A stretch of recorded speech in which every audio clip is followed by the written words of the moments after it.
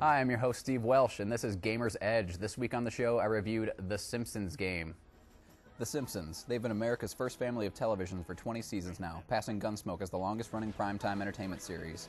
433 episodes and one movie later, we still can't get enough of this dysfunctional clan. Nobody can question the greatness of the TV series, even though the quality dipped for a good 6 seasons there. This family holds a special place in my heart. I grew up watching them every single week, which should explain where a lot of my problems come from. But as far as their impact on the video game industry, it's been a different story altogether. Putting this into perspective, the show has been on for 20 seasons. There have been 24 Simpsons video games produced with more in development. That's over a video game a season. Talk about beating a dead horse, or in the Simpsons case, should I say a greyhound. Anyway, you can see that the market has been oversaturated by this lovable cartoon gang, and the latest in that series is titled simply The Simpsons Game. Does this title have enough spit and vinegar to triumph over the shady video game past of The Simpsons? Let's find out. I usually like to start these little so-called reviews by talking about the storyline or plot of the game, but this one's going to be a little bit tricky, so bear with me. The game is very self-referential. Needless to say, one of the bosses in the game is the creator, Matt Groening, but I'm getting a little ahead of myself. It starts out simple enough. Homer in a dream level full of chocolate and fudge, Bart fending off Jimbo, Kearney, and Dolph as Bartman in the Springfield Museum, Lisa using her Buddha-like powers of meditation to help save the environment, and Marge using her power of influence to stop the release of a very controversial video game in Springfield titled Grand Theft Scratchy.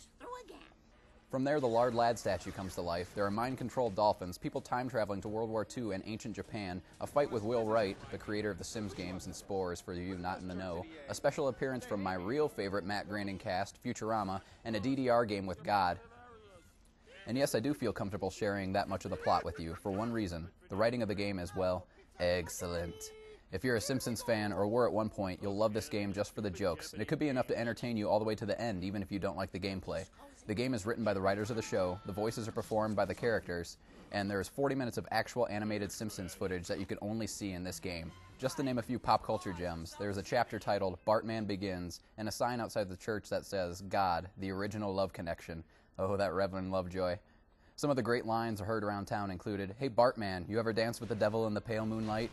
And we can always give thanks to Van Helsing for killing all the dinosaurs.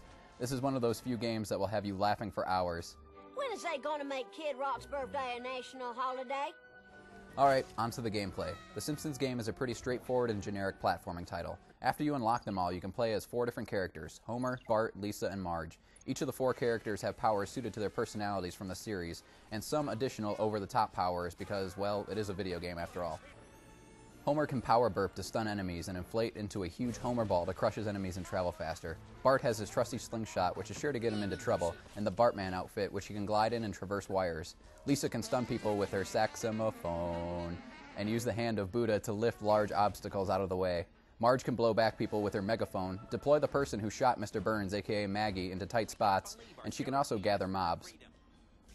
The controls work fine and are effective for getting you through each level, but the real problem I have is the lack of ingenuity. Where other types of games like first-person shooters and action-adventure titles have found ways to branch out and expand, like adding quick-time button pressing and interactive cutscenes, current-generation platforming titles like the Simpsons Game seem to be exactly the same as, say, Crash Bandicoot or Spyro the Dragon for the original PlayStation. Alright, to wrap this up, if you're a huge platforming gaming fan, you'll enjoy this game, or if you're just a big Simpsons fan, you'll love the writing and the storyline of this. But if you're not, steer clear of this and go play something that's actually good. Disco Stew gives this game 2 power burps out of 5.